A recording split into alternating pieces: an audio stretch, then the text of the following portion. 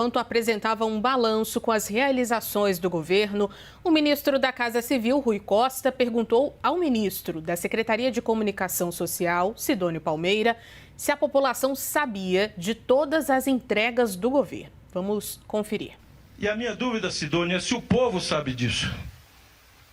Eu acho que a gente tem que colocar como foco, comparar e mostrar. O povo tem um direito de conhecer esses números, esses dados.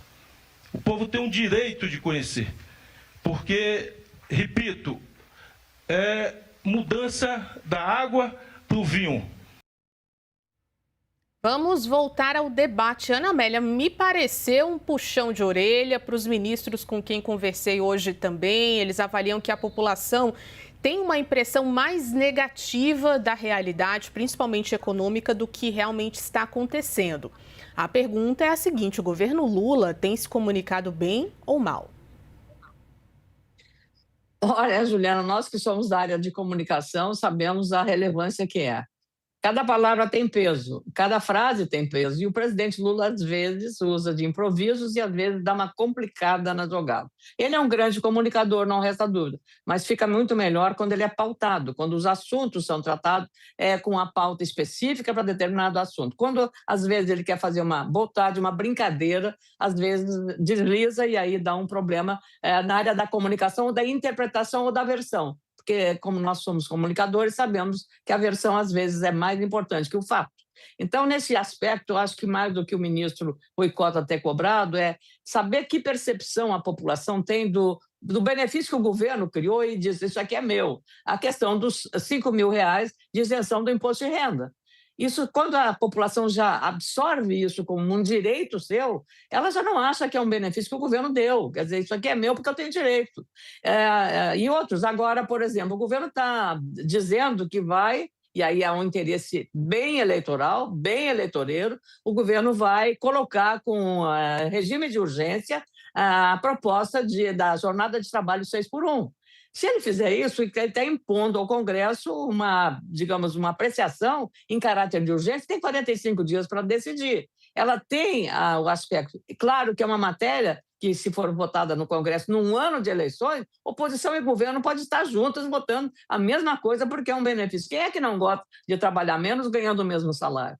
Agora, o preço que a economia vai pagar sobre isso é que não está sendo falado. É muito bonito, é muito bom, mas quem é que vai pagar isso? Não tem almoço de graça. Então, a medida é boa, positiva, tem grande alcance eleitoral, tudo isso, mas ela tem preço, e é isso que não está sendo visto por quem vai se beneficiar. Por quê? O governo não está demorando em dar resposta. Essa guerra que está acontecendo no Oriente Médio está afetando. A inflação no Brasil já está subindo por conta dos efeitos que isso dá sobre, por exemplo, o diesel, que é o principal combustível para a logística do transporte.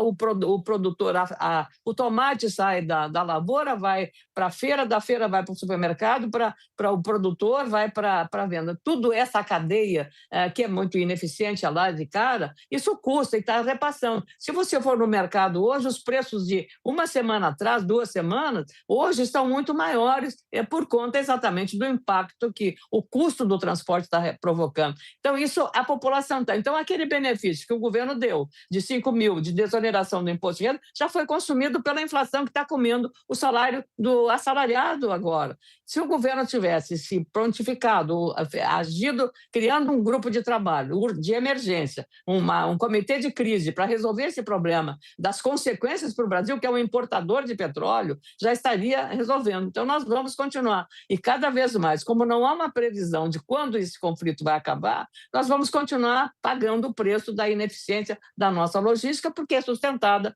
exatamente por rodovia, por diesel. Então, algumas iniciativas foram feitas de você substituir, aumentar a participação do biodiesel ou diesel para reduzir essa demanda, o etanol da mesma forma, mas o governo está demorando nessas decisões, e aí complica, e aí o benefício a sociedade não vê. E cobra do governo, porque a inflação está mais alta, e aí é um problema do governo. Então, aí você tem essa equação a ser resolvida, que não adianta você cobrar do ministro do CF da Casa responsável pela comunicação, o Sidônio Pereira, não está trabalhando bem, a população não está entendendo. Acontece que ela mede as coisas pela sua realidade, Juliana.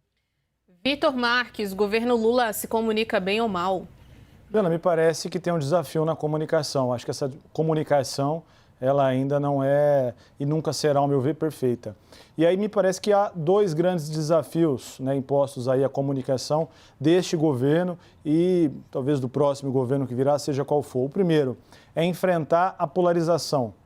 Muitas pessoas no Brasil hoje, infelizmente, não estão abertas a ouvir realizações, conquistas que são promovidas por determinado governo, porque tem a sua paixão já definida. Então, tudo que vem de um adversário político é negativo para o país. E não recebe, não escuta o que vem, ainda que seja bom, objetivamente positivo para o país. Então, acho que o primeiro desafio é furar essa polarização com objetividade, com racionalidade, com fatos. O segundo desafio é lidar com essa comunicação digital, que é acelerada, que é dinâmica, que muda de minuto em minuto. Agora, esse governo ele tem o principal, me parece, que são as realizações. O mais difícil é realizar, é conseguir isentar o imposto de renda para quem ganha até 5 mil e reduzir para quem ganha até 7 mil. É controlar a inflação. A minha amiga e senadora Ana Amélia mencionou a inflação. A média de inflação do governo Bolsonaro foi acima de 6%. A inflação de Haddad e presidente Lula é de 4%. Nós tivemos aumento do salário mínimo todo ano, aumento real do salário mínimo. Há um recorde de geração de emprego no Brasil hoje. É a menor taxa de desemprego da história. Portanto, há muito que se comemorar como país. Há uma relação hoje internacional com os outros países de não estar isolado, de dialogar com todo mundo, promover o Brasil, trazer investimento externo e isso ser bom, positivo para o cidadão brasileiro. Para quem depende de uma farmácia popular, os medicamentos foram todos isentados. Ou seja, o que me parece desafiador para um governo é realizar. E neste governo há realizações. Agora, isso precisa ser traduzido, explicado, né, para a população brasileira. E me parece que a escolha em outubro, ela deve se dar, sim, por afeto, é natural que cada um tenha as suas preferências. Agora, não dá para ser totalmente irracional. Me parece que essa escolha, ela precisa levar em consideração comparações. No outro governo, a vida melhorou ou piorou? Tinha mais desemprego ou menos? Né? A renda melhorou ou piorou?